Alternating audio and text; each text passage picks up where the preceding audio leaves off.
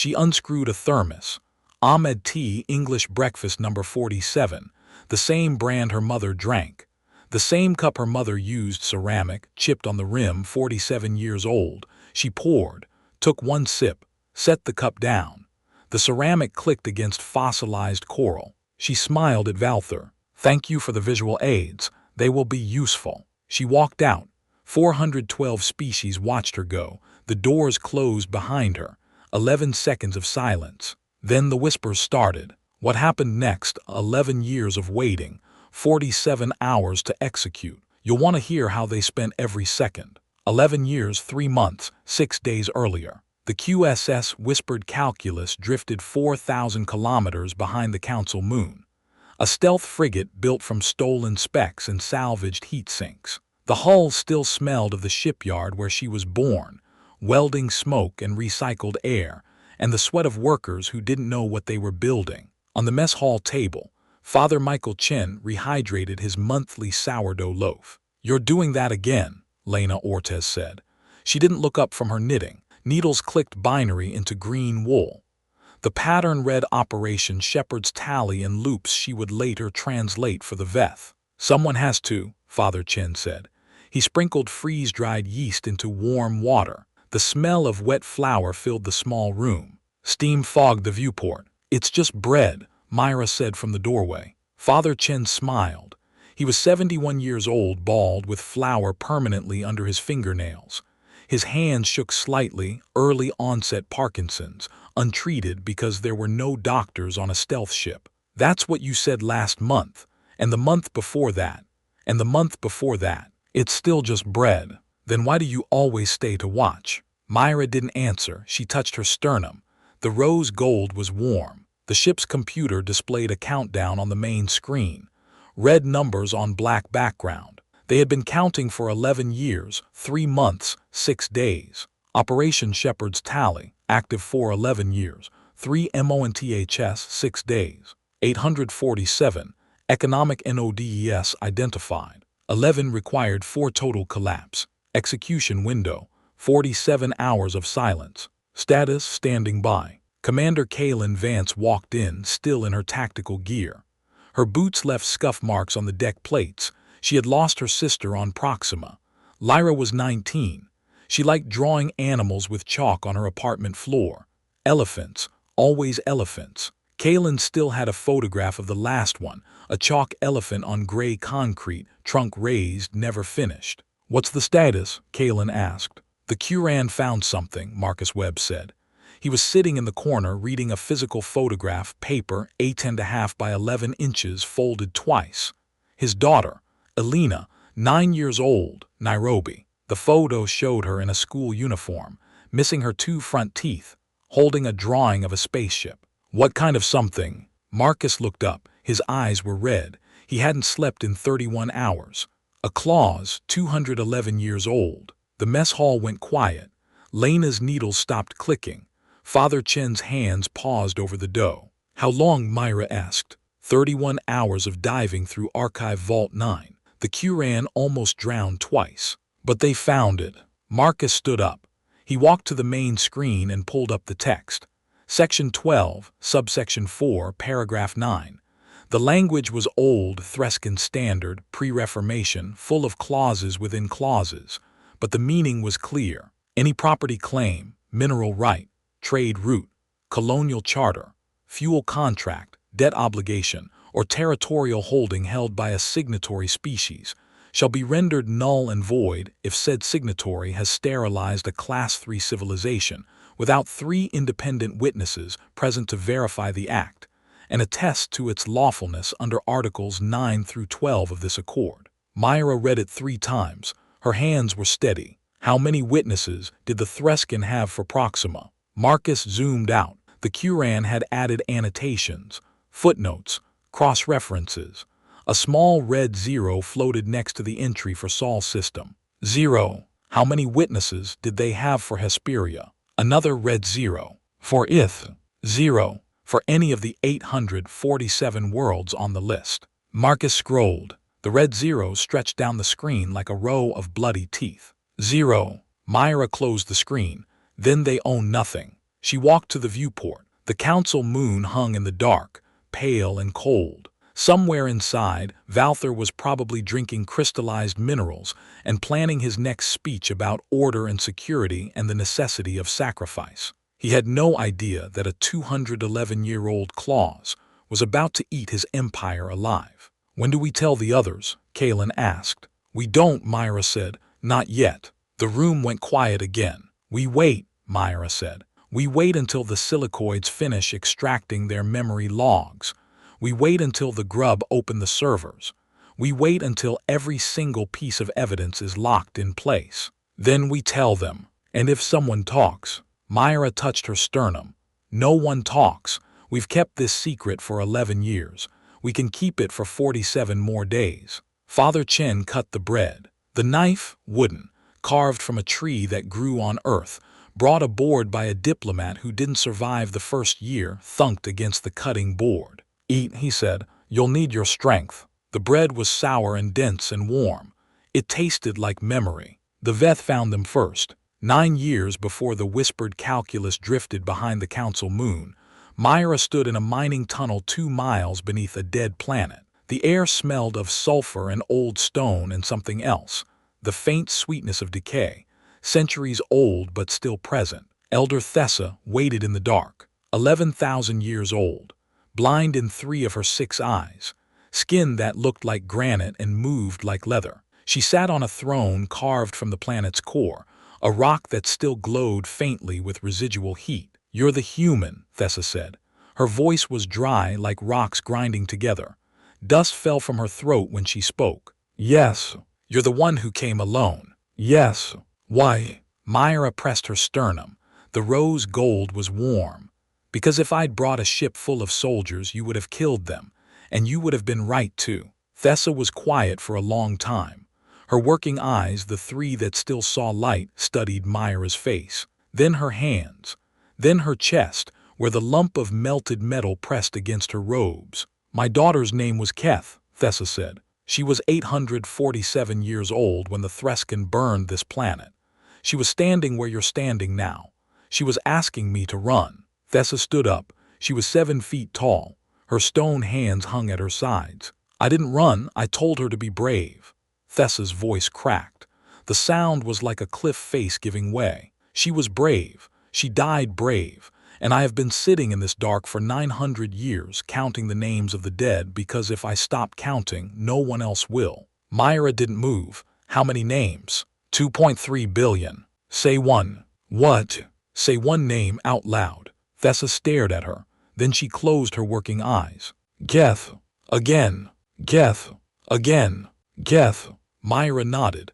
"I know her name now, and I won't forget it. Neither will the galaxy when we're done." Thessa was quiet for a long time. Then she reached out and touched Myra's face with a stone hand. Rough. Cold. The fingers were uncanny, jointed like a human's, but made of something that would never bruise or bleed. "You learned how to hide your rage until the knife is in the other hand," Thessa said. "We never did. We screamed. We charged. We died. You're not going to die this time." "No," Thessa's working eyes opened. "This time we file paperwork." The Quran came next. Accountants. Amphibious. 4 arms each, bioluminescent patterns on their throats that flickered when they did math. They lived in Archive Vault 9, a submerged data core where the Threskin kept laws no one had read in centuries. The vault was located on a water world called Drown. The pressure at the vault's depth would crush a human skull in seconds. The Quran swam through it like fish. "You want us to find a loophole," Senior Ledger Kex said. His throat flickered orange. He was the oldest Quran in the vault, 900 years old, with bioluminescent scars across his throat from 100 arguments with Threskin auditors. "I want you to find the clause that kills them," Myra said. Kex's throat flickered faster, orange to yellow to white. "That's not how law works. Law is interpretation. Law is precedent. Law is a weapon," Myra interrupted. "It's always been a weapon.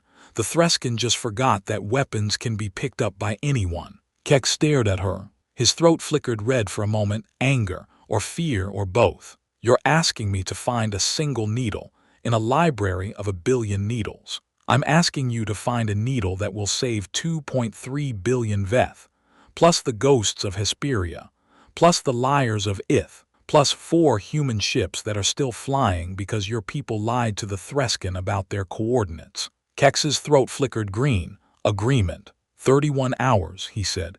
Give us 31 hours and a lot of saline. The Quran worked in shifts, 4 arms each, typing on submerged keyboards, cross-referencing laws that hadn't been touched since before the Threskin mandate existed. They surfaced every 8 hours to drink saline and report progress. Nothing yet. Still nothing. We found a clause about fishing rights. Not helpful. On hour 29, Kex stopped surfacing. His team kept diving. Myra waited by the airlock, watching the water churn. On hour 31, Kex broke the surface. His throat was flickering so fast it looked like a strobe light. Section 12. Subsection 4. Paragraph 9. He gasped. 211 years old.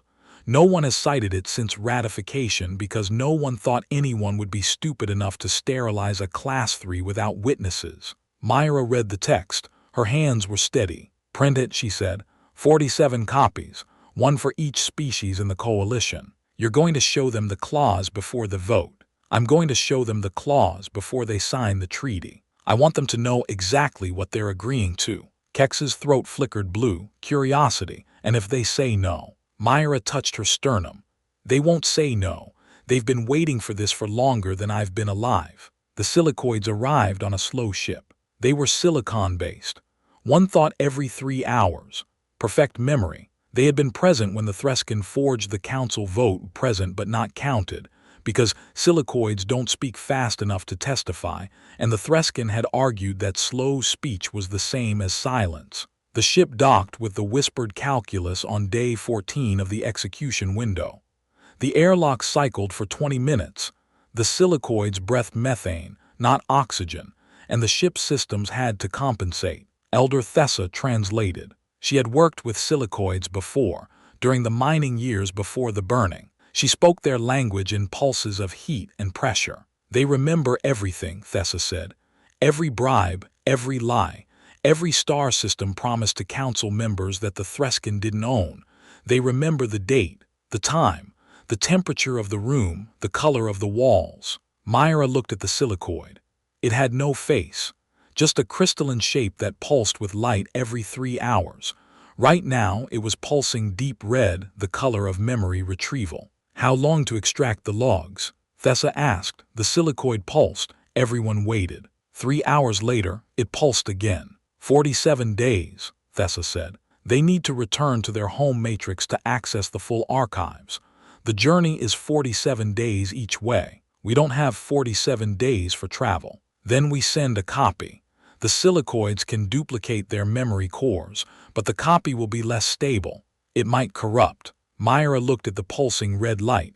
What's the chance of corruption? Thessa asked. 3 hours. 11%. That's not zero. No, but the silicoids say the memories worth saving are worth risking. Myra touched her sternum. Make the copy. The Grub Collective built the council's servers. Repair drones, small, fast, invisible. Each grub was the size of a human thumb, with 6 legs and a sensor array that could detect heat signatures through 3 meters of solid rock. They lived in the walls of the conclave, crawling through conduits that no other species could fit inside. They had seen everything, every hidden file, every deleted record, every bribe routed through shell accounts on worlds that officially didn't exist.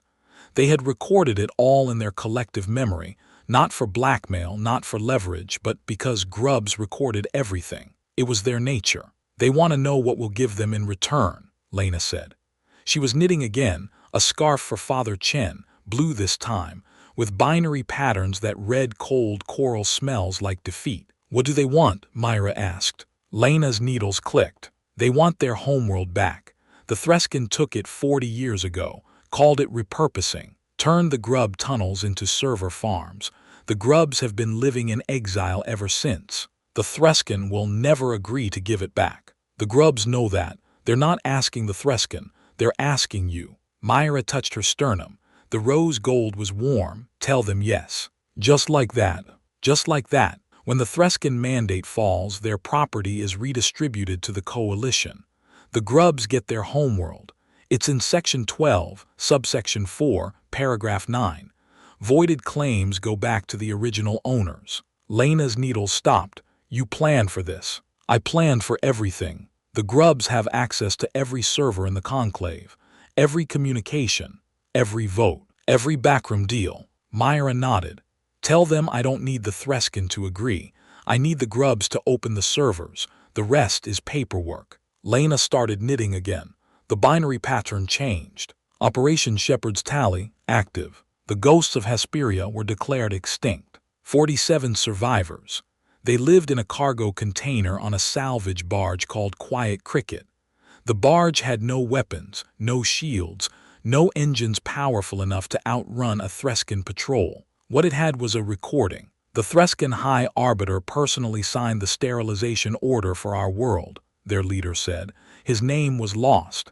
He had stopped using it when the council declared his species extinct. He called himself Zero. We have his voice, his face, his thumbprint. We have the moment he looked at the camera and said, "There are no witnesses." "Where's the recording?" Myra asked. Zero smiled. He was missing 3 teeth. In 47 different places, all controlled by the Grub Collective. The Threskin can't delete it without burning their own servers. And if they burn their own servers, they lose their trade records, their communication logs, their military dispatch history. They'd never risk it. No, they'd rather pretend we don't exist. Zero stepped closer. He smelled like recycled water and old fabric. Will you make them see us? Myra touched her sternum. The galaxy will see you, the Threskin will see you, and then they'll spend the rest of their existence wishing they hadn't. Will you let us testify? Myra looked at the 46 survivors behind Zero. Old, tired, half-starving. They had been waiting for this moment for 47 years. Yes, Myra said. The council chamber has a witness platform. It's never been used. You'll be the first. Zero's smile didn't change, but his eyes got wet. The first extinct species to testify. The first extinct species to come back. The liars of Ith were convicted of truth crimes. They had saved 4 human ships during the purge by feeding the Threskin false coordinates. The council called it perjury. Ith called it survival. The Threskin called it a capital offense. The liars lived in a penal colony on a moon with no atmosphere. They wore pressure suits and spoke through radios. Their crime, lying to protect the innocent. Their leader, Speaker Ven, had a voice like rusted metal. Static crackled between every word. You want us to lie to the council. I want you to tell the truth, Myra said. Ven laughed. It sounded like grinding gears. We don't tell the truth, it's not in our nature. We evolved to deceive, it's how we survived. Then lie in a way that saves lives. Ven was quiet, his pressure suit hissed. What do you need? I need you to tell the council that the Threskin bribed 19 members with star systems they didn't own. That's not a lie. The Threskin did do that. Then tell them louder. Tell them on the record. Tell them in front of every recording drone in the conclave. Ven's radio crackled. And when they ask how we know, Myra touched her sternum. You tell them the grubs told you. And when they ask the grubs will open their servers and show the world every single file the Threskin tried to delete. You've been planning this for a long time. 11 years, 3 months, 6 days. Ven nodded. His pressure suit creaked. We'll lie so hard the truth will have to sit down and catch its breath. That's the idea. Father Chen's bread was ready. He placed the loaf on the mess hall table. Steam rose from the crust. The smell filled the ship, warm and sour and alive. He cut it with a wooden knife. No metal allowed near the reactor. The blade was carved from oak, stained dark with years of use. Today, he said. Myra looked at the countdown. Day 47. 0842 Council Standard. THRSKAN Fleet Status. Grounded, no fuel. Coalition allies. 7 of 7 confirmed. Execution window. 47 hours, 11 minutes elapsed. Status engaged. Today, Myra agreed. She touched her sternum. The rose gold was warm. It had been warm for 11 years, 3 months, 6 days. It would be warm for a few more hours. Then she would take it off. Father Chen handed her a slice of bread. Eat. I'm not hungry. Eat anyway. You can't face the council on an empty stomach. My mother told me that. She was a diplomat too. Myra took the bread. It was dense and sour and perfect. She ate it standing up, looking at the countdown. Behind her, Kaylin was checking her tactical gear. Lena was knitting a final row. The scarf was done, coiled on the table like a green snake. Marcus was folding his daughter's photograph into his breast pocket. Thessa was waiting by the airlock, her stone hands clasped behind her back. Father Chen's knife paused over the bread. The silicoids are late. Myra looked up from the star charts. How late? 17 minutes. No one spoke.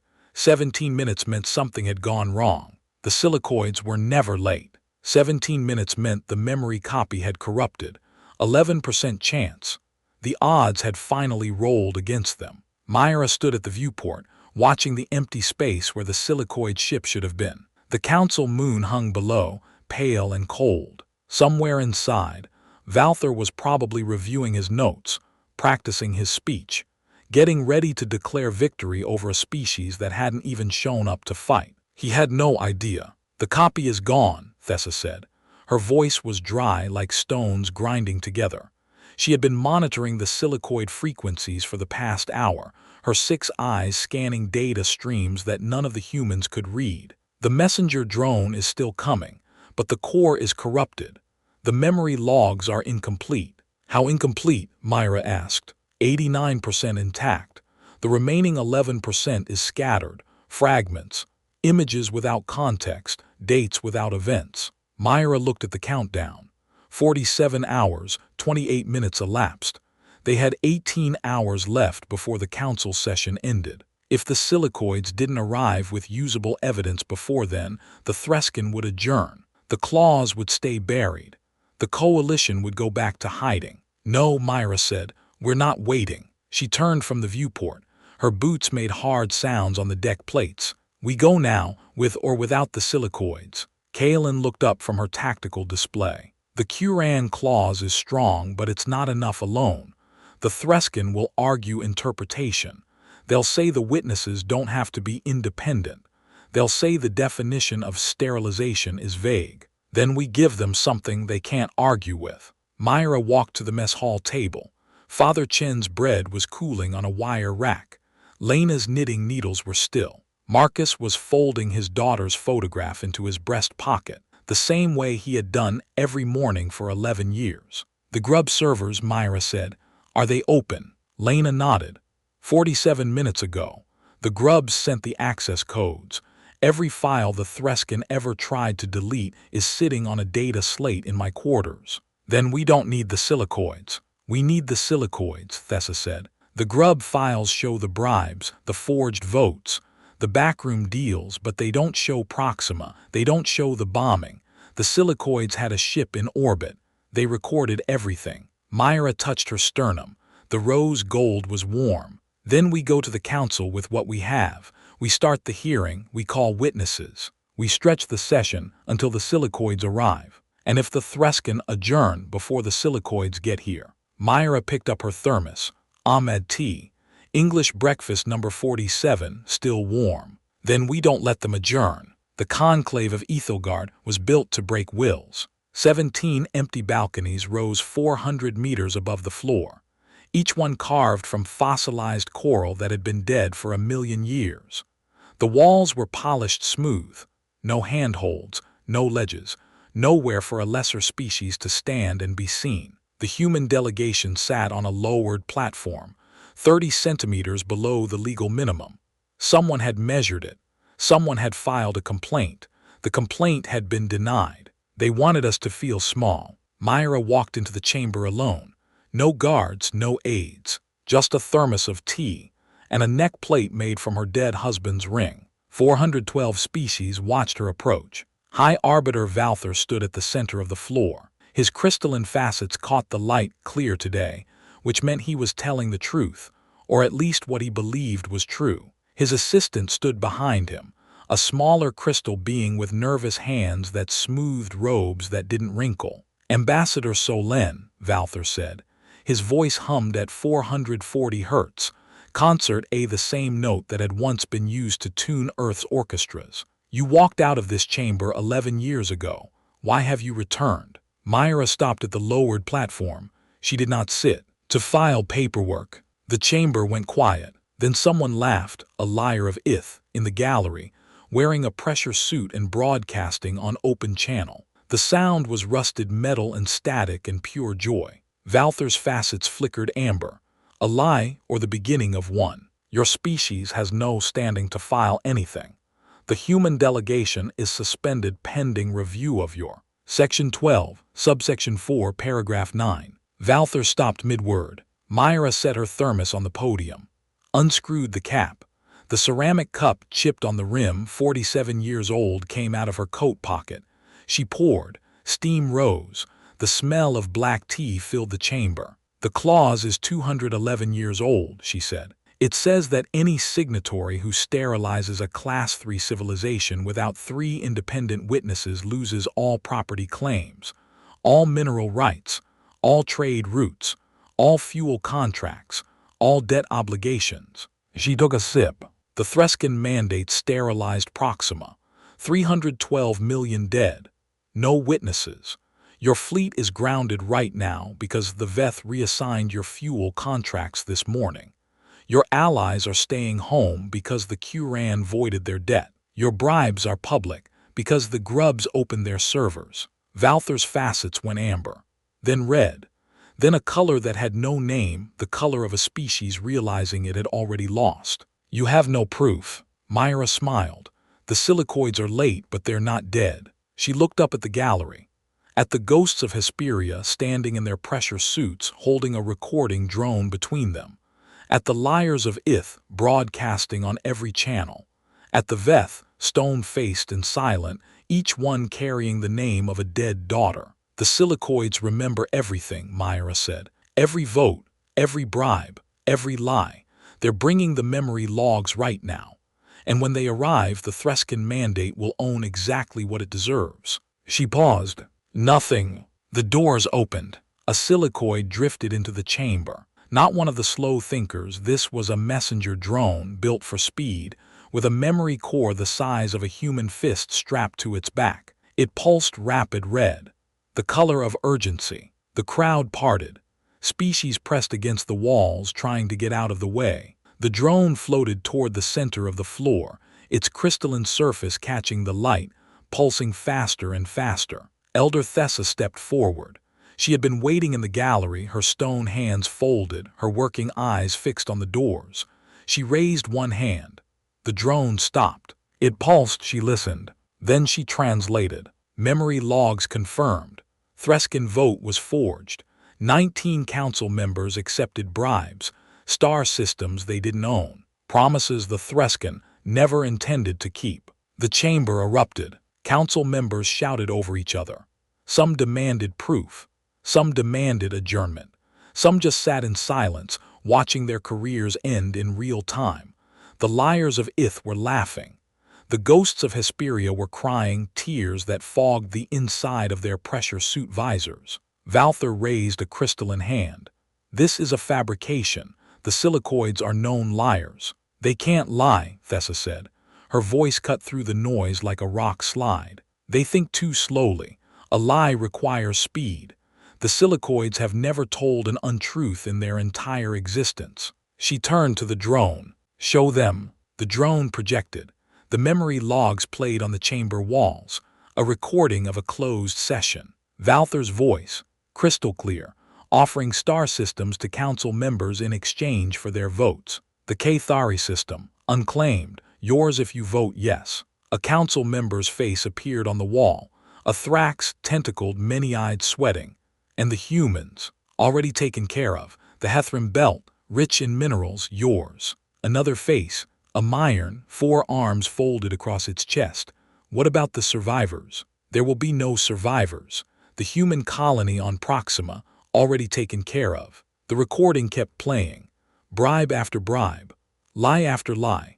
Valther's voice, calm and confident, selling star systems he didn't own to species who should have known better. The chamber went silent again. Myra set down her teacup. Thank you for the visual aids. They were useful. Valther stood alone. His fleet was grounded, no fuel, contracts voided.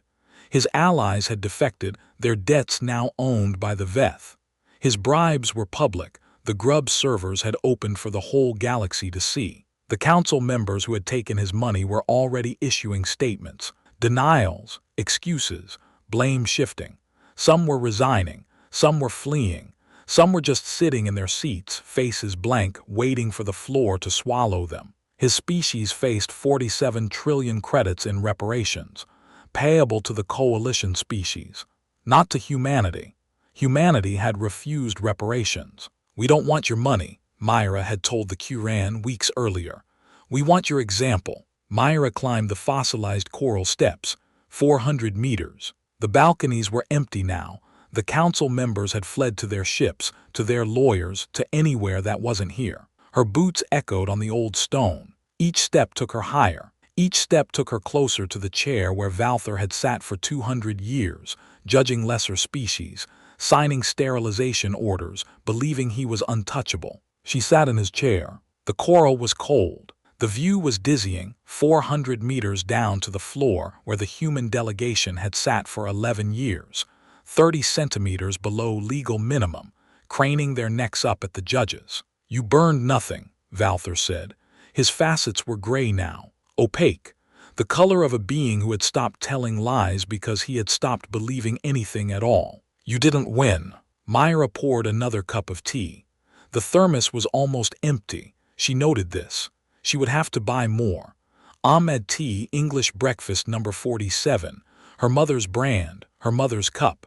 Her mother's city gone now, replaced by a crater and a number on a data slate. "We didn't need to burn you," Myra said. "We just needed the galaxy to see you were already cold." She placed the melted ring on the podium. A flattened circle, a closed loop. 47 grams of rose gold that had been warm against her chest for 11 years, 3 months, 6 days. "That's for Proxima." She walked out without it. Behind her, Valthor's facets cracked. A small sound, like ice breaking. One of his faces, the one that had once smiled while signing death warrants, split down the middle. Crystal dust fell to the floor. No one moved to help him. Father Chen's bread was gone. The loaf on the mess hall table had been reduced to crumbs. Lena had eaten half of it herself, stress knitting through the entire council session. The scarf was finished, green wool, binary pattern, coiled on the table like a sleeping snake. Marcus had folded and unfolded his daughter's photograph so many times the creases were starting to tear. He stopped when he noticed Myra watching. He put the photo back in his breast pocket and pressed his hand over it. Myra walked in. Her chest felt light. The ring was gone. The skin underneath was pale and soft and unmarked, like a scar that had never formed. "It's done," she said. No one cheered. Kaylin was sitting in the corner looking at a photo of her sister. Lyra, 19, chalk elephants on a gray concrete floor, the trunk raised. The elephant was smiling. Lyra always drew them smiling. Lyra would have laughed, Kaylin said. All that planning, all those years. And it ended with a 211-year-old clause. Lyra would have asked for bread, Father Chen said. He was already mixing another batch, flour on his hands, yeast in the air. The smell of wet dough filled the room. She was 9. 9-year-olds don't care about clauses. They care about whether the bread is warm. He looked at Myra. "Is the bread warm?" Myra touched her sternum. The ring was gone, but the phantom warmth was still there. It would always be there. "Yes," she said. "The bread is warm." The memorial began at midnight. Myra stood at the mess hall table. The names were written on a data slate, 847 of them. One for each economic node they had targeted, but each name was a victim, not a number, a person. She read the first name, Dmitry Solen, age 24, Tashkent. He was studying architecture. He wanted to rebuild the old city. His mother was in the apartment below him when the bombs fell. She survived. He didn't. She read another. Lyra Vance, age 19, Proxima. She drew animals with chalk, elephants, always elephants. Her sister Kaylin is sitting in that corner right now. She has a photograph of the last elephant Lyra drew. The trunk was raised. Another, Alina Webb, age 9, Nairobi. She drew spaceships on her bedroom wall. Her father Marcus still has the photograph. He folds it every morning. He unfolds it every night. Another, Keth, age 847. Her mother Thessa is sitting over there. She hasn't said Keth's name out loud in 900 years. Tonight she said it 3 times. Another, Thorn, Ves, 0, no first name, no last name. He was 9 when the Threskin took his world. He doesn't remember his real name. He calls himself 0 because that's how many witnesses the Threskin had. Another. Father Chen cut the new bread. He placed a slice on the table for every name Myra read. The pile grew. The smell of fresh sourdough filled the ship, warm and sour and alive. Thessa sat in the corner, her stone hands folded. She was crying. Her tears were gray, fine dust that drifted from her working eyes and settled on her lap. "We never did this," she said. "We never said their names out loud. We just counted them, numbers in a ledger, 2.3 billion, a statistic." Myra looked up from the slate. Her eyes were dry. She had cried 11 years ago when the bombs fell. She had cried in the bunker, holding her mother's teacup, watching the news feeds go dark one by one. She had not cried since. "Say one now." Thessa was quiet for a long time. Then she closed her eyes. "Geth." "Say another." "Thorn." "Another." "Ves." "Another." Thessa opened her eyes. "How many do you want me to say?" "All of them." "That will take years." Myra touched her sternum. The ring was gone, but the warmth remained, phantom heat, memory heat, the kind that never really leaves. "Then we'd better start now." The conclave of Ethelgard became a museum. The Threskin mandate was dissolved, its assets redistributed, its leaders tried for crimes against sentient life. Valther stood trial in the same chamber where he had once projected bombing footage. His facets never changed color again. They stayed gray, the color of nothing. He was found guilty on all counts, sentenced to watch the memory logs of every world his species had sterilized, in order, from beginning to end. The sentence had no time limit. There was no end. The lowered platform was raised, 30 centimeters. Someone measured it. Someone filed a motion. The motion was approved. The human delegation now sat at the same height as every other species. No one complained. No one even mentioned it. The ghosts of Hesperia got their homeworld back. 0 stood on the surface for the first time in 47 years. He knelt down and touched the dirt. Then he stood up and started building. A school. The first building on Hesperia in 47 years. He painted it green. The Grub Collective returned to their tunnels. The Threskin server farms were dismantled. The grubs planted crops in the empty spaces, mushrooms that glowed in the dark, fed by the residual heat of the old machines. They called the mushrooms memory caps. They tasted like nothing, but they glowed. The liars of Ith were pardoned. Speaker Ven gave a speech. It was full of lies. Everyone laughed. The council recording drone captured every word. The transcript was classified. No one knows what Ven actually said. The Quran went back to Archive Vault 9. Senior Ledger Kex was promoted. His throat flickered green for a week straight. He framed a copy of Section 12, Subsection 4, Paragraph 9 and hung it on his wall. The frame was bioluminescent. It glowed in the dark. The silicoids retrieved their memory core. The copy had corrupted, but not before delivering the evidence. The original logs remained intact. The silicoids went back to thinking slowly, one thought every 3 hours, remembering everything. They never spoke of what they had seen. They didn't need to. It was in their memory. It would always be in their memory. The Veth returned to their mining tunnels. Elder Thessa stayed on the whispered calculus. She said she wanted to learn how to bake bread. "The yeast is alive," Father Chen told her. "You have to feed it, talk to it, keep it warm." "I'm 11,000 years old," Thessa said. Dust rose from her lips. "I can keep something warm." She could. The bread rose faster than it ever had before. Thessa said it was the heat from her hands. Father Chen said it was something else. Myra stood at the viewport. The council moon drifted below. The conclave's lights were off now, a museum, not a government. Somewhere inside, the melted ring sat on a podium. A display case had been built around it. The placard read, "That's for Proxima." Ambassador Myra Solin, human delegation. Below the placard, someone had added a line in small print. Myra didn't know who. She suspected zero. She walked out without it. Thessa stood beside her. Her stone hands were dusted with flour. A streak of white ran across her cheek where she had wiped her brow. She was learning. Slowly. The bread was getting better. What is humanity, really? Thessa asked.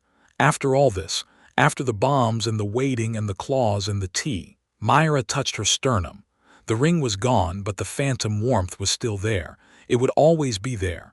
Even when she was old, even when she was gone, the warmth would stay. We're the species that melts wedding rings into armor, that bakes bread with refugees, that waits 11 years to file the correct paperwork. She paused. The viewport showed the dark stars, a distant nebula, the light of 1 billion worlds, most of them still standing, most of them still full of people who had no idea that a 211-year-old clause had just changed everything. We don't finish galaxies. We just remind them that cruelty has a statute of limitations, and patience doesn't. She poured Thessa a cup of tea. Ahmed tea. English breakfast number 47, her mother's brand, her mother's cup. The chipped rim caught the light. Thessa sipped. Dust rose from her lips. The tea was dark and strong and bitter. It's bitter. Myra smiled. Yes, that's the point. The viewport showed the dark.